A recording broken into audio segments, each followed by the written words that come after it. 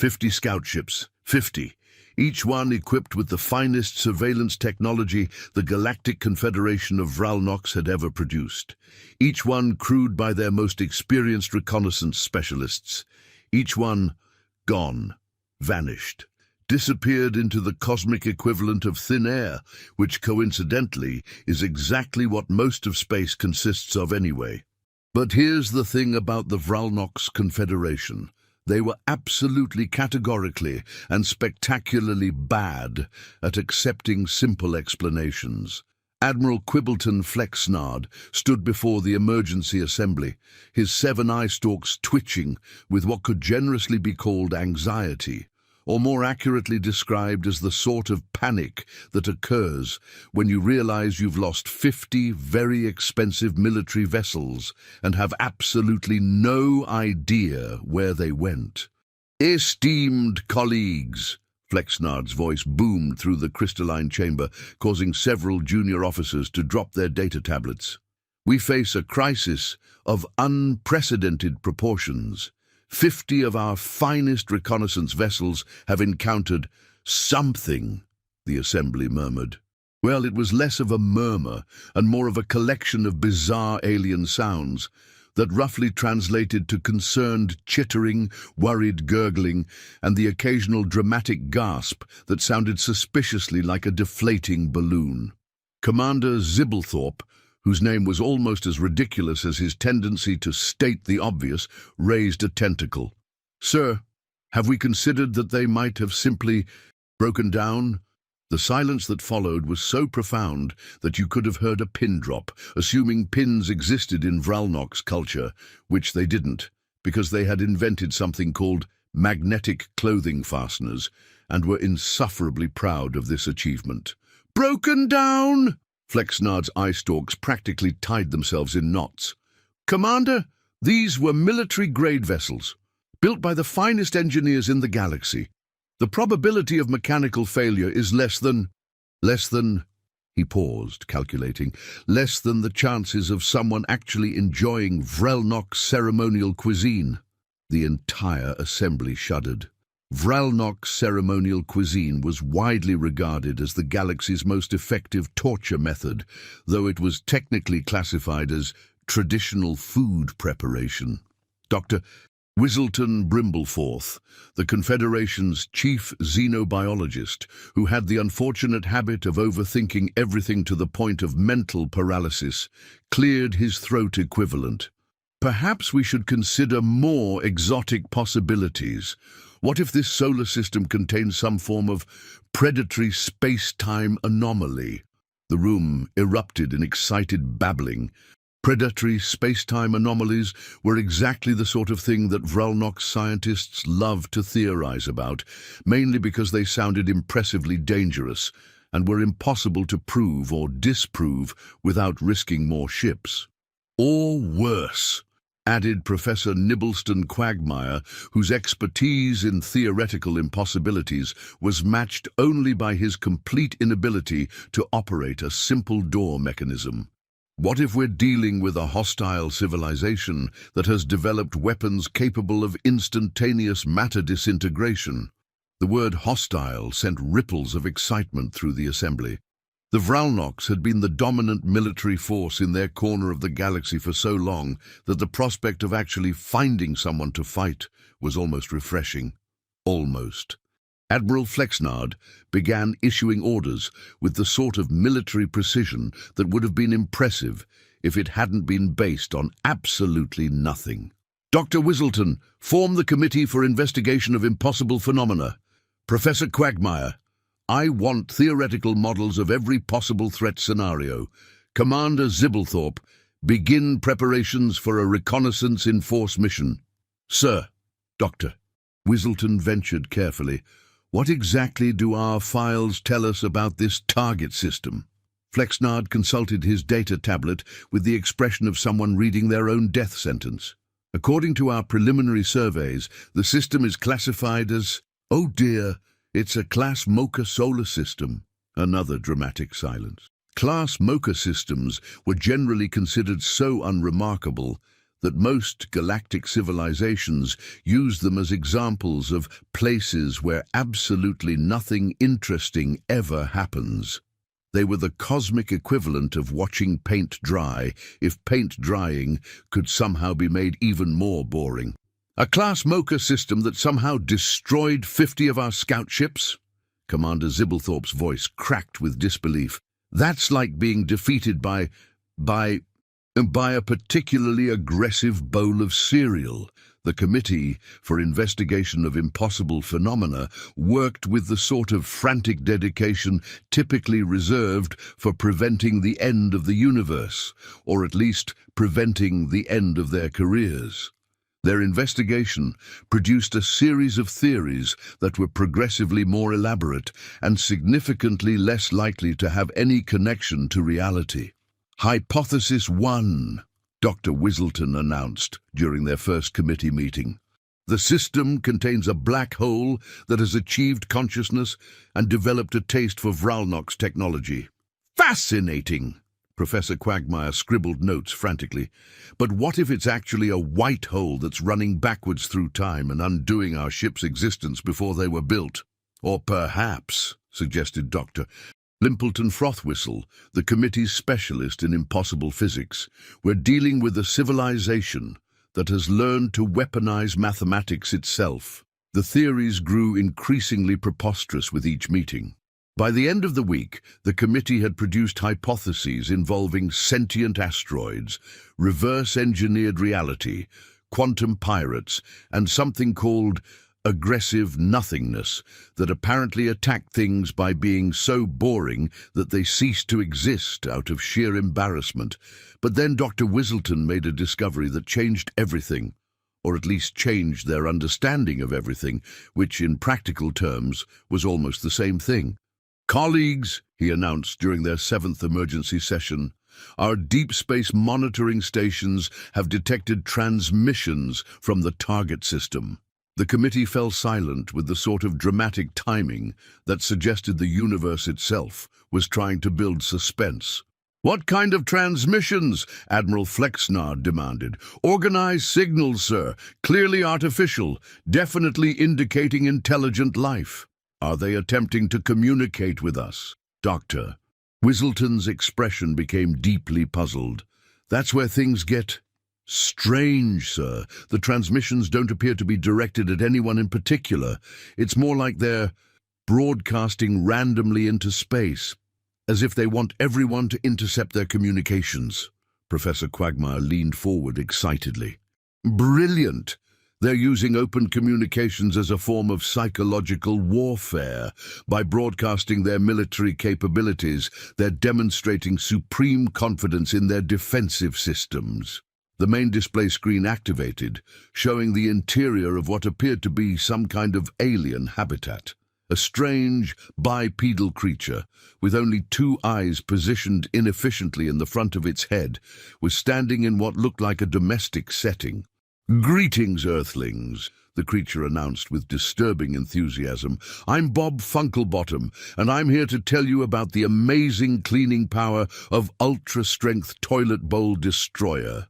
The entire committee stared in horrified fascination as the creature demonstrated the use of what appeared to be a chemical weapon designed to dissolve ceramic structures while making enthusiastic noises about stubborn stains and ring around the rim. "Biological warfare," Dr. Whistleton gasped. "They're demonstrating the creation of weapons designed to dissolve protective equipment." The transmission continued, with the creature showing increasingly sophisticated techniques for the destruction of various materials, all while maintaining the sort of cheerful demeanor that suggested violence was so natural to its species that they considered it recreational entertainment. "Note the casual efficiency," Professor Quagmire observed with academic fascination. "This warrior has clearly spent years perfecting these combat techniques." Dr. Whistleton switched to another frequency, revealing a different type of transmission. This one showed multiple creatures engaged in what appeared to be ritual combat, throwing a spherical object back and forth while running in complex formations. "Military exercises!" Admiral Flexnard exclaimed. "Observe the precision coordination required for their warfare demonstrations, and note how they've turned combat training into a form of public entertainment." The assembled Vralnoks watched in growing alarm as the creatures on screen engaged in their bizarre, ritualistic behavior, occasionally stopping to consume colored liquids from cylindrical containers and make loud noises that could have been war cries or expressions of bloodthirsty joy.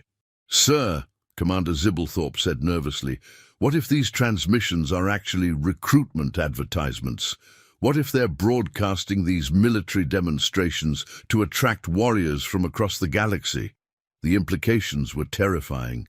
A civilization confident enough to broadcast their military capabilities as entertainment was either supremely powerful or completely insane, and the distinction was becoming less important by the minute. Admiral Flexnard stood up, his decision crystallizing with the sort of military clarity that would have been admirable if it hadn't been based on a complete misunderstanding of reality. "Enough! We've seen sufficient evidence. This solar system contains a hostile civilization of incredible military sophistication. They've destroyed our scout ships, and now they're broadcasting psychological warfare designed to intimidate potential enemies." "But sir," Dr. Whistleton protested weakly, "what if we're misinterpreting? Misinterpreting! They just demonstrated weapons capable of dissolving protective barriers. They're conducting public military exercises. They're broadcasting recruitment propaganda across the galaxy. What more evidence do we need?" The logic was unassailable by Vralnok standards, which was unfortunate because Vralnok standards had very little connection to actual logic. "Commander Zibblethorpe, prepare the 3rd Battle Fleet for immediate deployment. Professor Quagmire, I want complete psychological profiles of these creatures and their combat capabilities. Dr. Whistleton, continue monitoring their transmissions and alert me immediately if they broadcast any direct threats." The committee scattered to carry out their orders, each convinced that they were about to engage with the most dangerous enemy the Vralnoks Confederation had ever encountered. What they didn't know, what they couldn't have known, without completely abandoning their fundamental assumptions about how the universe worked, was that their dangerous enemy was mostly concerned with mundane things like paying bills, finding decent television programming, and figuring out what to have for dinner. On Earth, Dr. Millicent Grumpleton was having what could diplomatically be called a challenging day. It was the sort of day that starts with minor annoyances and escalates through a series of increasingly improbable complications until you find yourself wondering whether the universe has developed a personal grudge against you specifically. "Jenkins!" she bellowed at her assistant, who possessed the remarkable ability to become invisible whenever anything resembling actual work needed to be done. "Where are the tracking reports for the Outer Solar System Monitoring Array?" Jenkins materialized at his cubicle entrance like a guilty ghost. Dr. Grumpleton? About those reports?" "Yes?" "Well, there's been a slight situation." Dr. Grumpleton felt her left eye begin to twitch. In her experience, when Jenkins used the word situation, it usually meant that something had gone spectacularly wrong in a way that violated several laws of physics and at least one law of common sense. "What kind of situation, Jenkins?" "Well, you know how we've been tracking those unusual objects that keep appearing in the outer system, the ones that don't match any known asteroid or comet signatures?" "You mean the ones that Central Command keeps insisting are space debris, despite the fact that space debris doesn't usually travel in formation or make course corrections?" "Those would be the ones, yes." Jenkins approached her desk cautiously, carrying a stack of printouts like a shield. "Well, it turns out they're not space debris, or asteroids, or comets." Dr. Grumpleton's eye twitched faster. "Then what are they, Jenkins?" "They appear to be, well, spaceships." The silence that followed was broken only by the humming of various electronic equipment and the distant sound of someone in the next office having an animated argument with a vending machine that had apparently developed opinions about proper change-making procedures. Spaceships, Doctor. Grumpleton repeated the word slowly, testing its implications. As in, vehicles constructed by intelligent beings for the purpose of traveling through the vacuum of space. That would be my professional assessment, yes. Alien spaceships. Well, they're certainly not ours. Dr. Grumpleton leaned back in her chair, which responded with a squeak of protest that perfectly matched her internal emotional state. Jenkins, how many of these alleged spaceships have we detected? Jenkins consulted his printouts with the expression of someone delivering news of an approaching apocalypse. According to our tracking records, 53 separate contacts over the past 6 months. 53, and you're just mentioning this now? Well, I did include them in my weekly reports, but Central Command kept reclassifying them as space debris. Yes, I remember. Doctor. Grumpleton rubbed her temples, feeling the onset of what promised to be a legendary headache. Jenkins, what happened to these 53 alleged spaceships? Jenkins shuffled through his papers with increasing nervousness. That's the interesting part, actually. I'm fascinated. Well, according to our tracking data, they all approached the inner solar system following similar trajectories. Most of them made it as far as the asteroid belt before what, Jenkins? Before they had mishaps. Dr. Grumpleton stared at him with the expression of someone whose grip on sanity was beginning to show stress fractures. Mishaps. Yes, ma'am. Very unfortunate mishaps. The concept of 53 alien spaceships all having mishaps in Earth's solar system was either the most improbable coincidence in the history of the universe or the most improbable excuse Jenkins had ever attempted to use to explain why he hadn't filed proper reports. What kind of mishaps, Jenkins? Jenkins consulted his notes with the expression of someone reading their own eulogy. Well, the first group of ships apparently had navigation problems. They kept trying to land on what they thought were planets, but turned out to be asteroids. Basic pilot error, really. And the others? Equipment failures, mostly. It seems whoever built these ships didn't properly account for the gravitational stresses in our solar system. Several of them just fell apart. Like they were held together with alien duct tape or something. Dr. Grumpleton found herself developing a grudging admiration for the sheer creative absurdity of the situation. You're telling me that an advanced alien civilization capable of interstellar travel was defeated by poor quality control? It gets worse, Jenkins continued, his voice dropping to a whisper. 3 of the ships collided with each other while trying to avoid a weather satellite that wasn't even operational. 2 more got caught in Jupiter's gravity well because their pilots apparently didn't understand orbital mechanics. And 1, Jenkins paused, double-checking his notes. 1 ship was apparently destroyed when it tried to dock with what its crew thought was a space station, but was actually an old satellite we'd forgotten to deorbit. The absurdity was so complete, so perfectly ridiculous, that Dr. Grumpleton found herself laughing. Not the pleasant laugh of someone who's heard an amusing anecdote, but the slightly hysterical laugh of someone whose understanding of reality has just been thoroughly scrambled. Jenkins, she said when she finally stopped laughing, are you absolutely certain about this data? I've checked it 19 times, ma'am. The mathematics are quite clear. And what happened to the ships that didn't have mishaps? Jenkins' expression became even more uncomfortable, which she hadn't thought was possible. Well, that's where things get a bit peculiar. More peculiar than alien tourists having accidents in our solar system. The remaining ships apparently made it to Earth orbit without any major problems. According to our satellite tracking data, they spent several weeks just orbiting, like they were studying us. And then they left. Dr. Grumpleton waited for additional information, but Jenkins appeared to have reached the end of his report. They just left? That's it? Well, not exactly. Before they departed, they transmitted a message. What kind of message? Jenkins handed her a printout with the air of someone passing along evidence of their own incompetence. Dr. Grumpleton read it carefully, her expression growing more bewildered with every word. Jenkins, she said slowly. "This message says thank you for the entertainment. Your broadcasts are wonderfully absurd. We look forward to next season." "Yes, ma'am." "They think our civilization is entertainment?" "Apparently so, ma'am." Dr. Grumpleton stared at the message, her mind struggling to process the implications. "Jenkins, what exactly were we broadcasting when these aliens were monitoring us?" Jenkins consulted another set of printouts. "During their observation period, our major broadcast transmissions included evening news programs, several soap operas, cooking shows, a documentary series about unusual weather patterns, and approximately 62 hours of late-night infomercials. And they interpreted this as entertainment.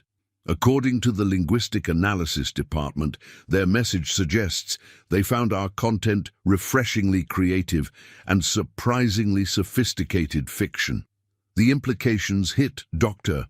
Grumpleton like a cosmic revelation, delivered by a particularly aggressive comet. An alien civilization had discovered Earth, studied human society, and concluded that everything they observed was an elaborate form of fictional entertainment. They thought human civilization was a television show, literally. "Jenkins," she said quietly, "did these aliens ever attempt to make contact with our governments?" "No, ma'am. According to the message analysis, they didn't want to interrupt the performance. They apparently believed that direct contact might disrupt what they perceived as an ongoing entertainment broadcast intended for galactic audiences." Dr. Grumpleton walked to the window and stared out at the ordinary street scene below. Ordinary people living ordinary lives, completely unaware that they had been classified as intergalactic entertainment by visitors from another star system. "Jenkins," she said without turning around, "what should we do about this situation?" Jenkins considered the question with unusual seriousness. "Well, ma'am, we could report it to Central Command, but they'll probably classify it as more space debris. We could contact the government, but they'll probably think we're suffering from job-related stress, or what? Or we could just monitor the situation and see what happens when they come back." Dr. Grumpleton turned to face him. "Jenkins, are you suggesting we do nothing about the fact that aliens are treating Earth like their personal streaming service?" "Well, ma'am, consider it from their perspective. They visited our solar system, watched our broadcasts, concluded we were too interesting to be real, and decided not to interfere with what they saw as a creative performance. From their point of view, we're the ones behaving strangely. No, the logic was so perfectly twisted that it almost made sense, which was probably a sign that Dr. Grumpleton had been working in deep space monitoring for too long. Jenkins, set up continuous monitoring of all outer system contacts. If those aliens are planning to return, I want advance warning." "Yes, ma'am. What should I tell Central Command about the tracking reports?" Dr. Grumpleton smiled for the first time in weeks. "Tell them we're monitoring 53 instances of unusual space debris that appear to be caused by solar wind interactions with magnetic field fluctuations in the outer planetary regions." Will they believe that? "Jenkins, they'll love it. It sounds scientific enough to be important, but complicated enough that nobody will want to investigate further." While Dr.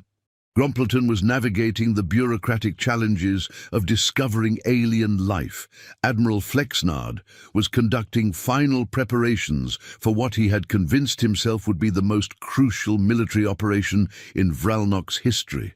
"Attention!" he announced to the assembled fleet commanders, his eye stalks arranged in what he hoped was an inspiring configuration, but which actually looked like someone had tried to tie a decorative bow with garden hoses. "Operation Determined Sock Removal begins in exactly 72 standard time units." The assembled officers, 200 of the finest military minds the Vralnock's Confederation could muster, listened with the sort of grim attention that suggested they either took the mission very seriously or had given up trying to understand their commanding officer's strategic thinking. Our mission, Flexnard continued, is to neutralize the hostile civilization that has demonstrated the ability to destroy our reconnaissance vessels while broadcasting psychological warfare across interstellar space.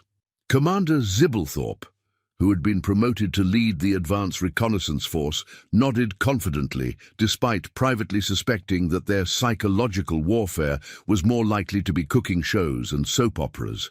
The enemy has shown remarkable sophistication in their propaganda techniques, Professor Quagmire announced, activating his tactical display.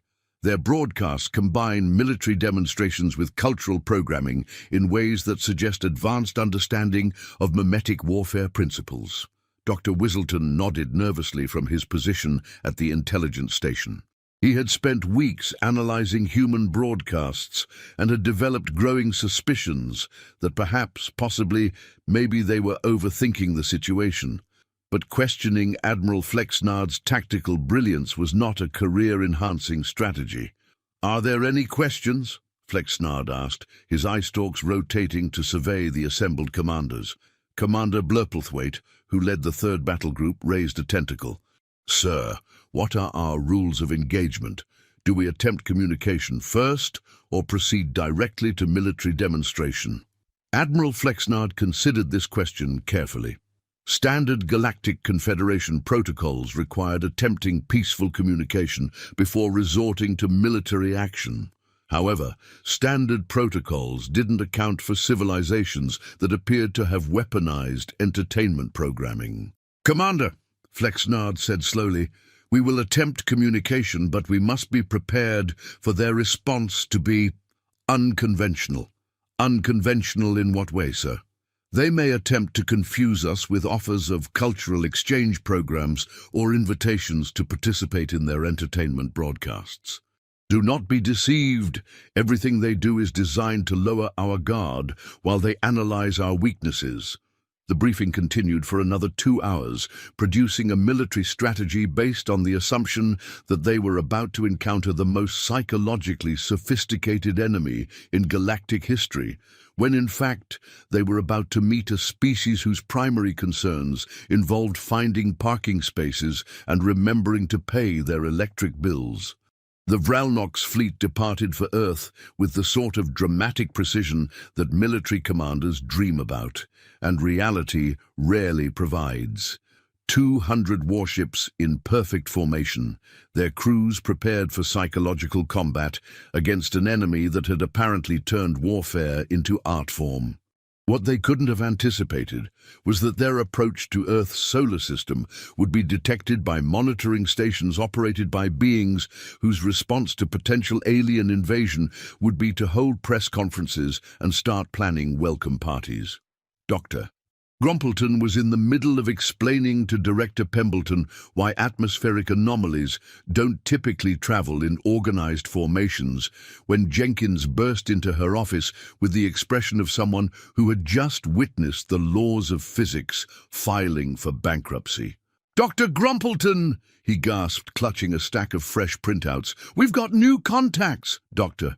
Grumpleton looked up from her video conference, where Director Pembleton was in the middle of a lecture about the importance of not letting isolation duty affect one's scientific objectivity.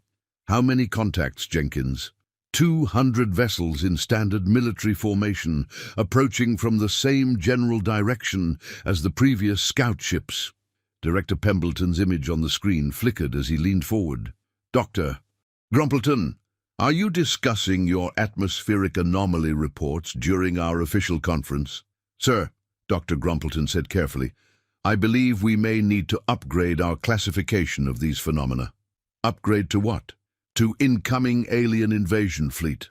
The video call ended with Director Pembleton making the sort of noise that suggested he had either suffered a minor stroke or finally achieved complete understanding of the situation, though it was difficult to tell which. "Jenkins," Dr. Grumpleton said, standing up with the sort of calm that comes from having exhausted one's capacity for panic. "Get me General Cranksworth at the Pentagon. Tell her we have a Code Silver situation." "What's a Code Silver situation?" It's what we call it when aliens are approaching Earth, and we have approximately 18 hours to figure out how to prevent the end of human civilization. Jenkins paused in his note-taking. Is that an official designation? It is now. General Patricia Cranksworth had built her career on being prepared for situations that other people considered impossible, which made her either the perfect person to handle first contact with alien civilizations, or the perfect person to worry unnecessarily about events that would never actually happen. Dr. Grumpleton, General Cranksworth said during their emergency video conference, I've reviewed your files on the previous alien contacts. Your analysis suggests these beings misunderstood human civilization and classified us as entertainment. That's correct, General. But this new fleet appears to be military in nature. So we have aliens who think we're comedians, but they're approaching us as if we're enemies. This is either going to be the most successful diplomatic contact in history or the most catastrophic misunderstanding ever recorded. Dr. Grumpleton felt a moment of appreciation for General Cranksworth's directness.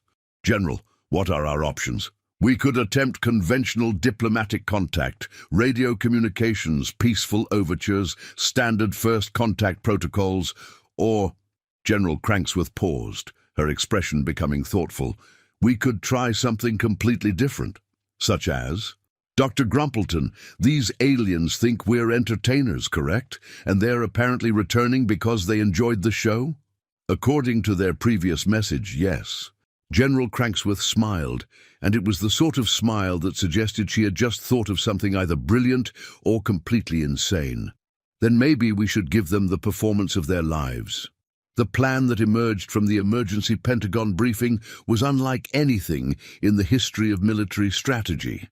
Instead of preparing for combat or conventional diplomacy, the United States government began organizing what could only be described as the largest welcome party in human history.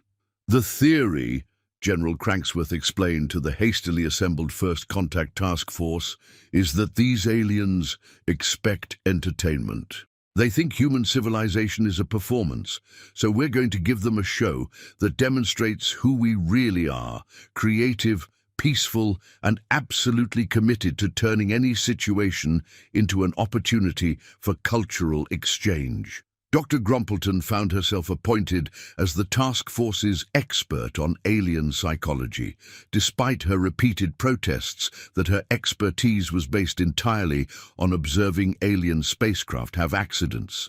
Dr.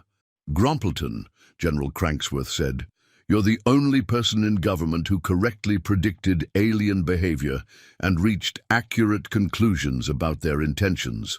That makes you more qualified than anyone else we have. The next 18 hours saw the most frantically organized cultural event in human history. Television crews, musicians, chefs, scientists, and diplomats were assembled at Edwards Air Force Base, which had been hastily converted into what the media dubbed humanity's first interstellar broadcasting studio. The plan was audacious in its simplicity. Instead of meeting the aliens with military force or formal diplomatic protocols, humanity would greet them with a live broadcast that showcased the genuine diversity and creativity of human civilization. If they think we're entertainment, General Cranksworth announced to the assembled participants, we'll show them entertainment that demonstrates our values, our creativity, and our genuine desire for peaceful contact.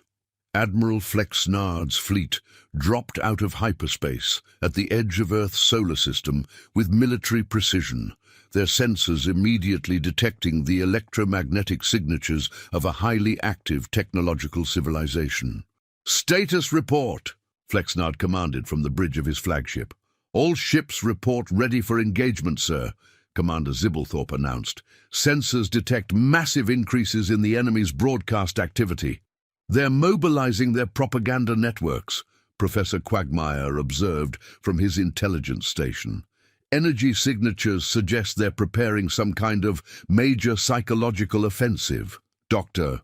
Whistleton, monitoring Earth's communications, suddenly straightened in his chair. Sir, I'm detecting coordinated broadcast activity from multiple locations across their planet. They appear to be organizing something. Admiral Flexnard's eye stalks snapped to attention. Organizing what? Military demonstrations? Threat displays? It's difficult to determine, sir. The broadcasts contain multiple human voices speaking in coordinated patterns, accompanied by complex audio signatures that don't match any known weapons systems. Show me! The main display activated, revealing a sight that defied all of Admiral Flexnard's military experience. Instead of the expected military installations or threatening demonstrations, the screen showed what appeared to be some kind of elaborate performance venue, complete with lights, decorations, and hundreds of humans engaged in what looked like celebration. "Brilliant!" Admiral Flexnard exclaimed. "They're using celebration as psychological warfare. By appearing confident and joyful, they're attempting to convince us that they're not threatened by our arrival." What Admiral Flexnard was actually seeing was humanity's first official Welcome to Earth broadcast, featuring live performances by musicians from around the world, cooking demonstrations using ingredients from dozens of different cultures, and presentations by scientists explaining human space exploration and cultural development. Dr. Grompleton stood at the center of the broadcast facility, addressing both the human audience and the approaching alien fleet. "To our visitors from across the galaxy," she said, looking directly into the camera, "welcome to Earth. We know there have been some misunderstandings about our intentions and our nature. We hope this broadcast will help clarify who we are and what we represent." The broadcast continued with segments showcasing human art, music, science, and culture. Children from around the world sang songs in different languages. Chefs demonstrated cooking techniques from various cultures. Scientists explained human achievements in space exploration, medicine, and technology. But the most significant moment came when General Cranksworth addressed the alien fleet directly. "Admiral Flexnard," she said, somehow knowing that he was listening, "we understand that some of your reconnaissance vessels encountered difficulties in our solar system. We want you to know that we have survivors from those missions and they are safe. We've been caring for them while trying to figure out how to contact your civilization. We'd very much like to return them to you and establish peaceful relations between our peoples." The statement hit Admiral Flexnard like a cosmic revelation delivered at light speed. "Survivors?" he whispered, his eye stalks drooping with shock. "Sir," Dr. Whistleton said quietly, "if they have survivors from our lost ships, then our crews aren't dead," Admiral Flexnard finished. "They've been rescued." The implications cascaded through his consciousness like dominoes falling in multiple dimensions. If the humans had rescued Vralnox survivors, it meant the ship losses weren't the result of hostile action. If they were broadcasting welcome messages instead of threats, it meant they weren't preparing for war. If they were offering to return the survivors, it meant they were genuinely interested in peaceful contact. "Commander Zibblethorpe," Admiral Flexnard said slowly, "contact the human leadership. Tell them we accept their invitation for peaceful communication." What followed was either the most successful first contact in galactic history or the most elaborate misunderstanding ever broadcast across multiple star systems. The meeting took place at the Edwards Air Force Base facility, which had been hastily reconfigured to accommodate both human and Vralnox diplomatic requirements. Admiral Flexnard found himself sitting across from General Cranksworth and Dr. Grompleton, while television cameras broadcast the historic meeting to audiences across both Earth and the Vralnox fleet. "Admiral," General Cranksworth began, "we want to start by apologizing for any confusion that may have resulted from our previous communications. We realize that our television broadcasts may have been misinterpreted." Admiral Flexnard's eye stalks twisted into a configuration indicating deep embarrassment. "General Cranksworth, it appears that the Vralnox Confederation owes humanity a significant apology. We interpreted your cultural broadcasts as evidence of military sophistication and came here prepared for conflict based on a complete misunderstanding of your intentions. No apology necessary, Admiral. These kinds of misunderstandings are probably inevitable when civilizations first encounter each other. Dr. Grumpleton leaned forward. Admiral, we'd like to reunite you with the survivors from your reconnaissance missions. They've been eager to contact their home civilization. What happened next was the most emotionally complex moment in interstellar diplomatic history. The surviving Vralnox crew members were brought into the facility, looking healthy if somewhat embarrassed about the circumstances that had led to their rescue. Commander Blimpleton, the senior surviving officer, approached Admiral Flexnard with obvious reluctance. Sir, I regret to report that our reconnaissance missions encountered extensive complications. What kind of complications, Commander? Well, sir, it turns out that our navigation systems weren't properly calibrated for the gravitational anomalies in this solar system. Several ships experienced structural failures due to stress factors we hadn't anticipated. And, Commander Blimpleton paused, his embarrassment evident.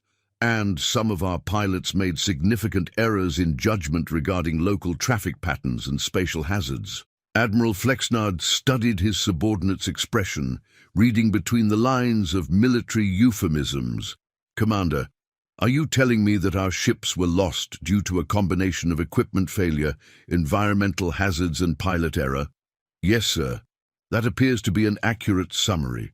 The silence that followed was broken only by the sound of television cameras recording what would become the most watched diplomatic exchange in human history.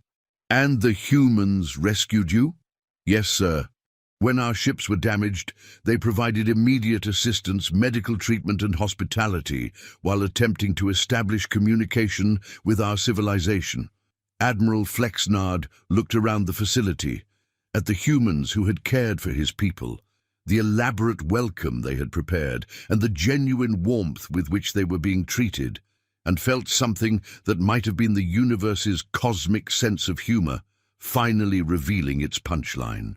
General Cranksworth, he said quietly, it appears we have much to discuss. Over the next several hours, the full scope of the mutual misunderstanding became clear. The Vralnox had interpreted human television broadcasts as evidence of advanced psychological warfare, while humans had classified the alien ships as atmospheric anomalies. The scout ship losses had been the result of mundane accidents and navigational errors, elevated to cosmic significance by both species' tendency to assume the worst about unknown situations. But just as everyone was beginning to relax and enjoy what promised to be the most successful diplomatic contact in galactic history, Dr.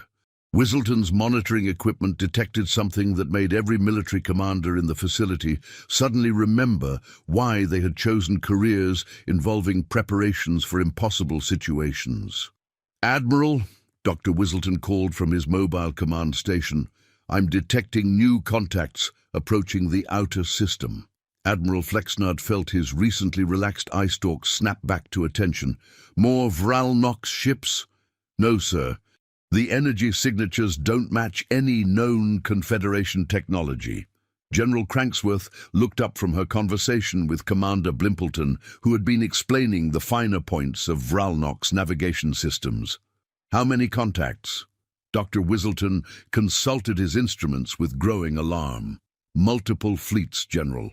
At least 12 different energy signatures, suggesting 12 different civilizations. The facility fell silent, except for the humming of electronic equipment and the distant sound of television crews trying to figure out whether this development was good news or the beginning of the end of the world.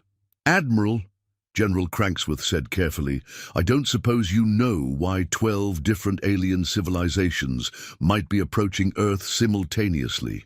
Admiral Flexnard's expression became deeply uncomfortable.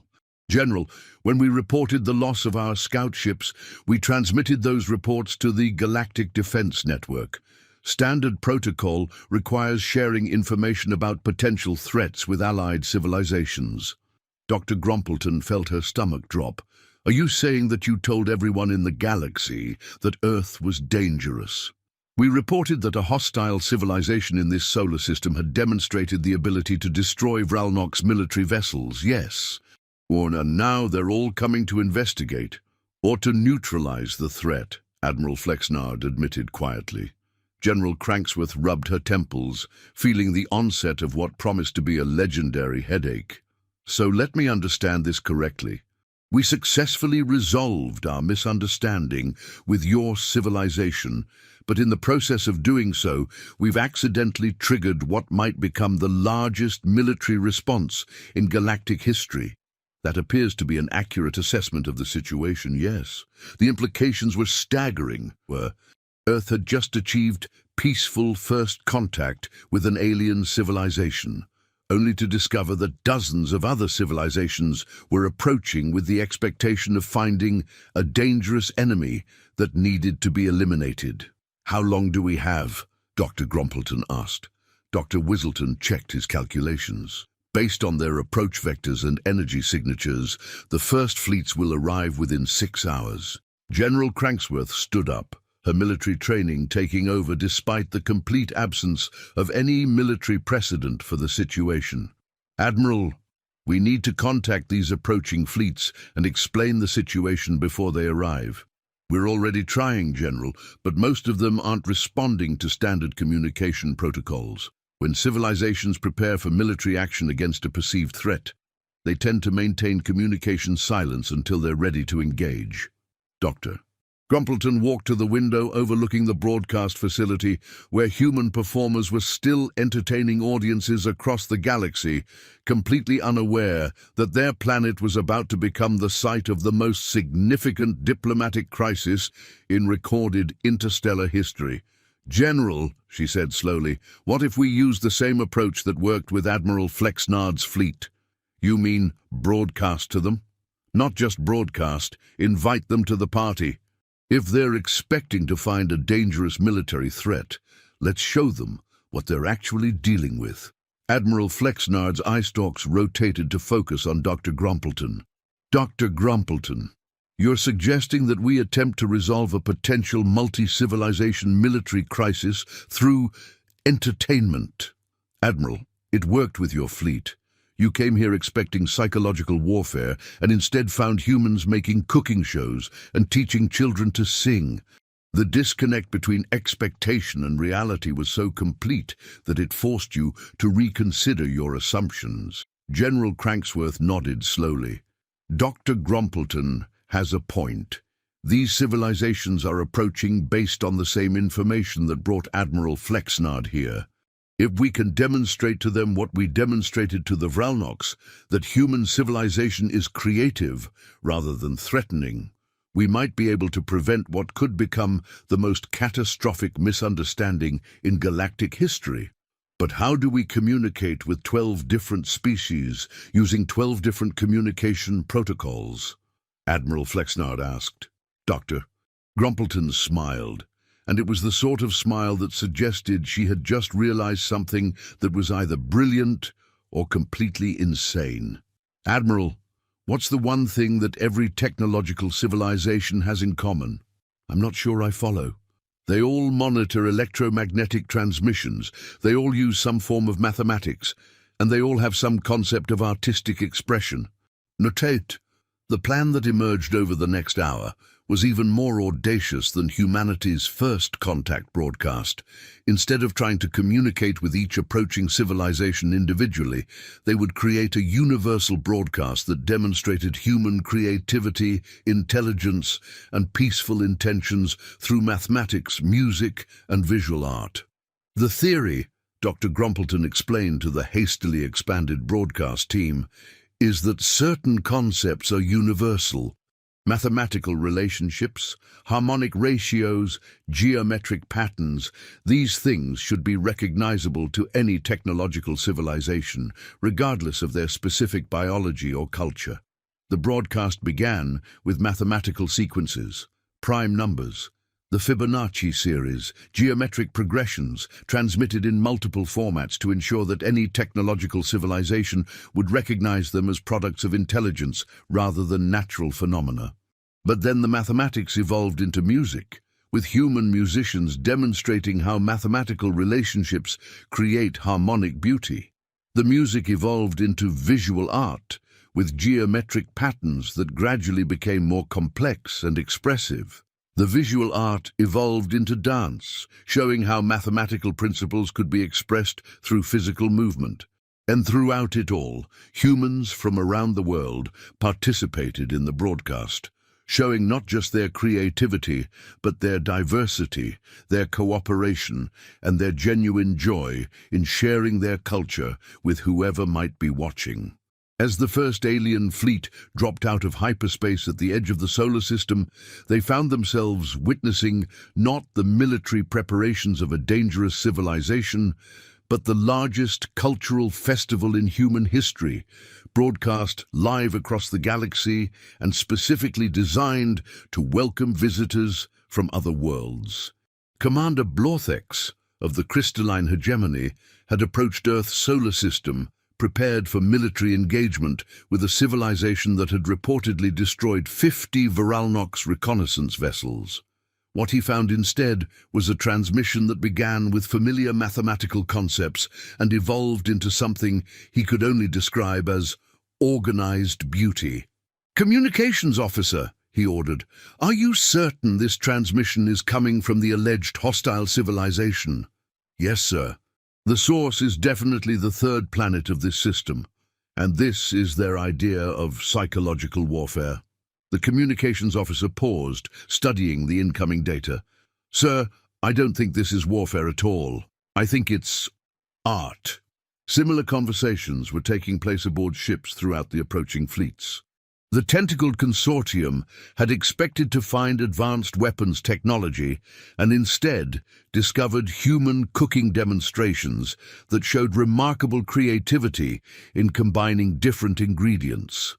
The robotic collective had prepared for combat against artificial intelligence systems and found themselves analyzing human music that demonstrated sophisticated understanding of mathematical harmonies.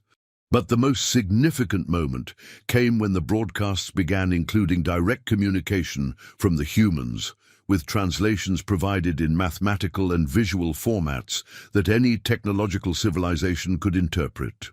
"To our friends from across the galaxy," General Cranksworth said, standing in the center of the broadcast facility while Admiral Flexnard translated her words into Vralnox mathematical concepts for universal distribution. "We understand that you may have received reports suggesting that Earth represents a threat to galactic civilization. We want you to know that these reports were based on a misunderstanding."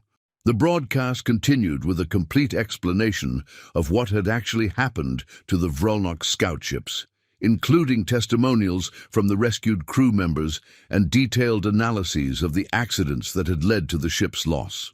"We invite you to join us," Dr. Grumpleton added, "not as potential enemies, but as fellow beings interested in sharing knowledge, culture, and friendship across the vast distances that separate our worlds." The response was unlike anything in the history of interstellar relations.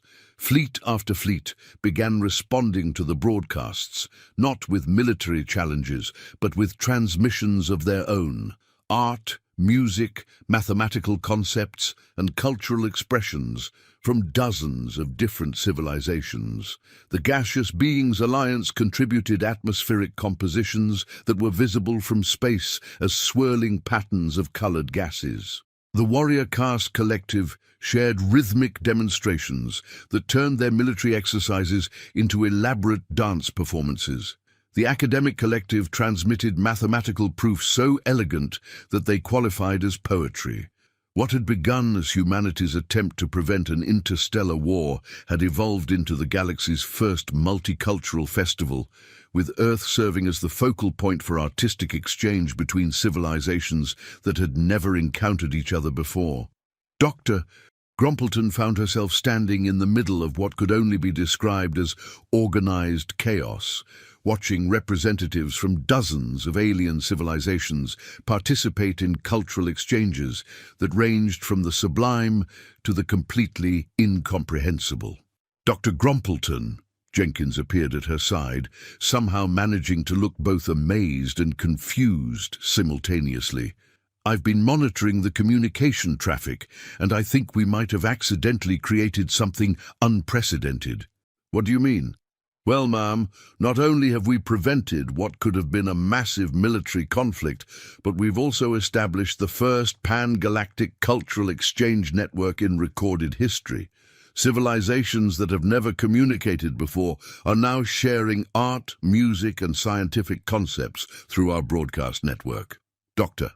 Grumpleton looked around the facility, where human musicians were attempting to harmonize with crystalline hegemony resonance patterns, while tentacled consortium representatives demonstrated mathematical concepts through interpretive movement.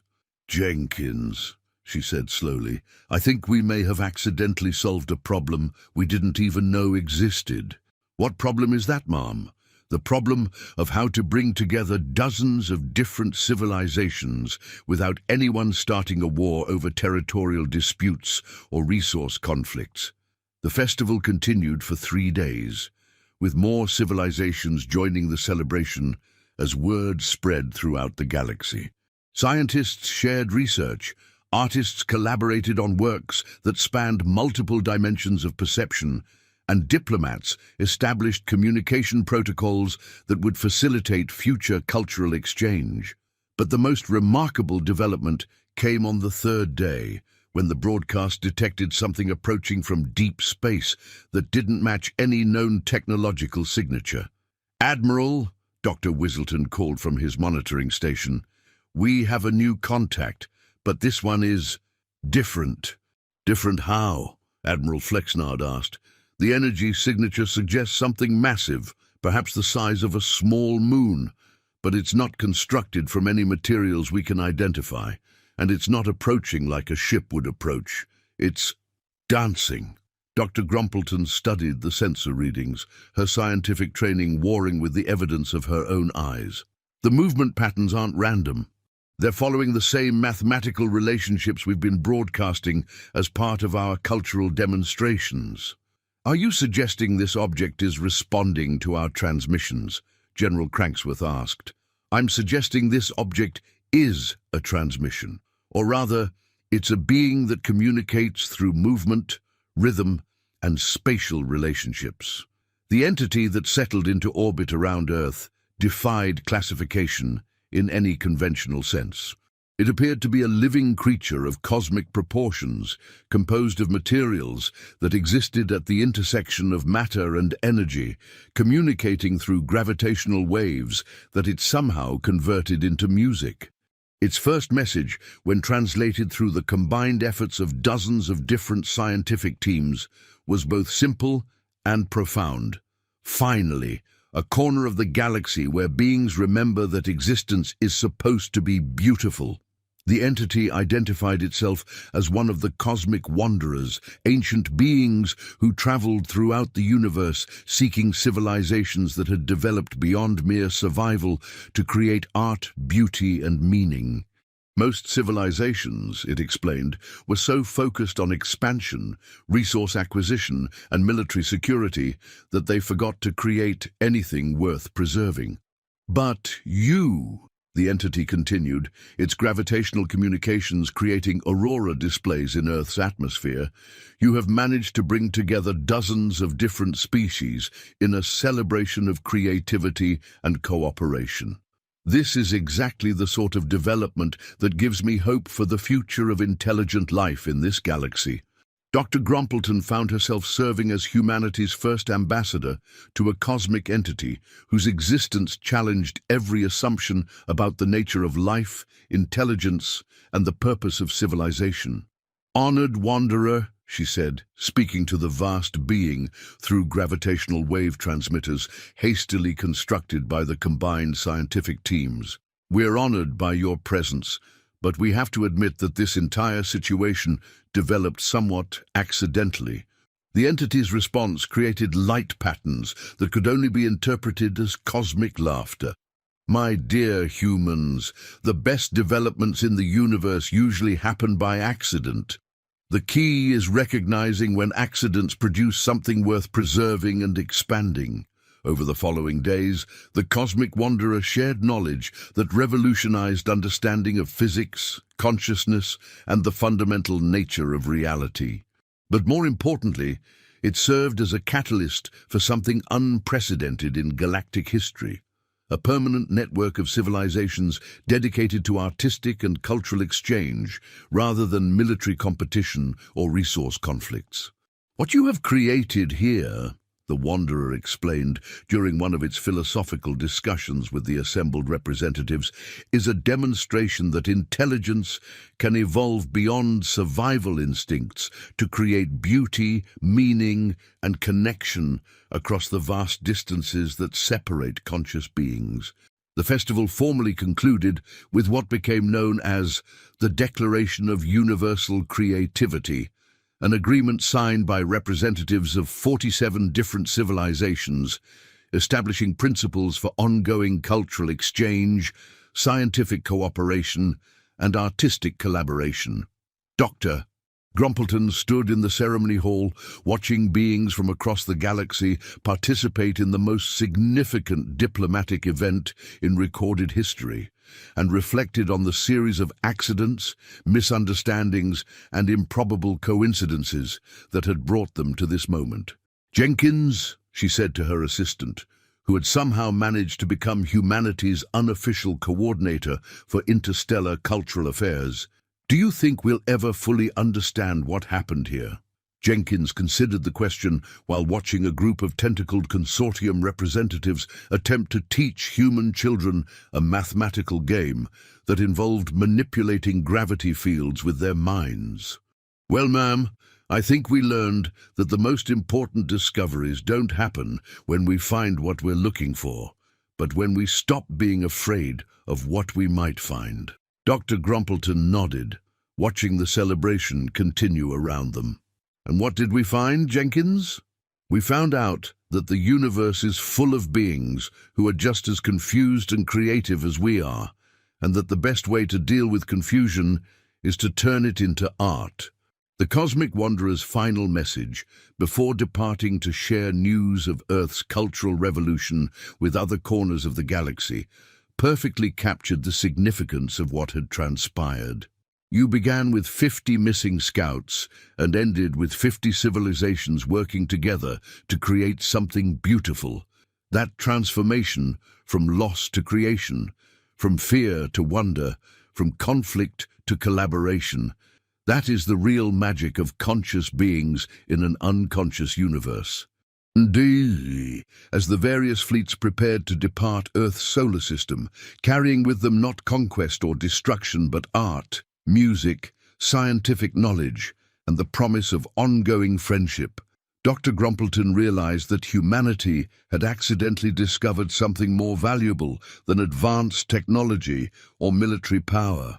They had discovered that in a universe vast enough to make individual civilizations feel insignificant, the act of reaching out to others and sharing what makes life meaningful could transform enemies into friends, conflicts into celebrations, and the cold emptiness of space into a network of connection and creativity.